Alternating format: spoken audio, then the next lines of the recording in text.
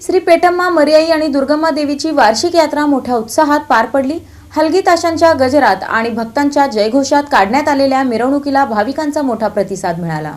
श्री पेटम्मा मरियाई आणि दुर्गम्मा देवी देवस्थान ट्रस्टच्या वतीने आयोजित वार्षिक यात्रा उत्सव भक्तिमय वातावरणात उत्साहात पार पडला। यात्रेनिमित्त देवीचा अभिषेक, महापूजा व धार्मिक विधी झाल्यानंतर हलगी ताशांच्या गजरात आणि आईच्या उदे उदे या जयघोषात भव्य मिरवणूक काढण्यात आली। मिरवणुकीत महिलांनी डोक्यावर पूजा, ताटे व कलश घेऊन सहभाग घेतला।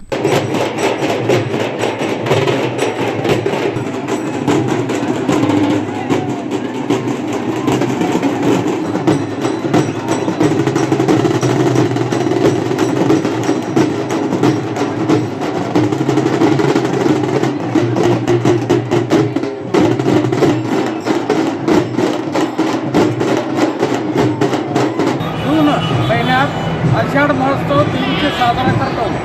ही परंपरा जवळपास 300 वर्षाच्या पूर्वीपासून परंपरेने चालू करत आलेला आहे।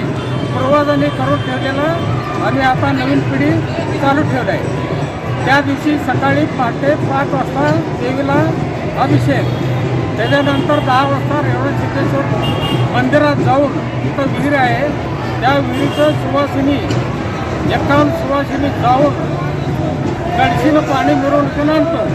त्याच्यानंतर देवीला पाणी घातल्यानंतर नंतरचं नैवेद्याचा कार्यक्रम 4 वाजेपर्यंत चालू असतो।